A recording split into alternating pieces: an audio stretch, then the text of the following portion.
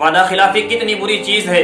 آپ کو معلوم ہے لوگوں کہ اللہ کے نبی علیہ السلام معراج کی رات میں دیکھتے ہیں کہ ایک بندہ کھڑا ہے اور دوسرا بندہ آتا ہے اور اس کی گردن میں ایک زبردست گرز گاڑ دیتا ہے، ایک چھرا اس کی گردن میں کھونپ دیتا ہے۔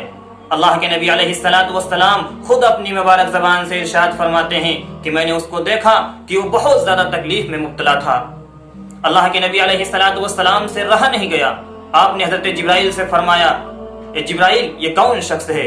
حضرت جبرائیل نے فرمایا، یا نبی اللہ یہ وہ شخص ہے جو دنیا کے اندر لوگوں کو زبان دے کر پھر زبان سے مکر جایا کرتا تھا، یعنی وعدہ خلافی کیا کرتا تھا، اپنے وعدوں پر برقرار نہیں رہتا تھا۔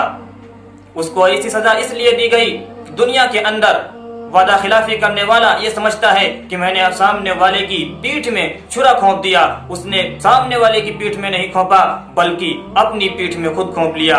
اللہ کے یہاں جب کل حاضری ہوگی تو اللہ رب العزت پوری دنیا کے سامنے یہ عمل کریں گے اور پوری دنیا تمہیں دیکھے گی۔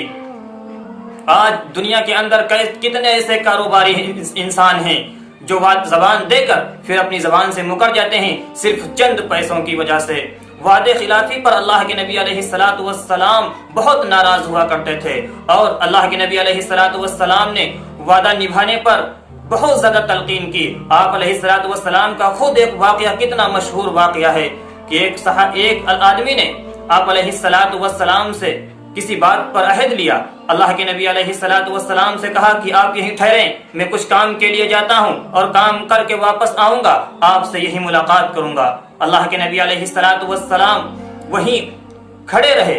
ایک دن ہو گیا، 2 دن ہو گئے، 3 دن ہو گئے، وہ انسان گھر جاتا ہے اور یہ بھول جاتا ہے کہ میں نے اللہ کے نبی علیہ السلام سے وعدہ کیا تھا کہ میں آپ سے آ کر یہیں ملتا ہوں۔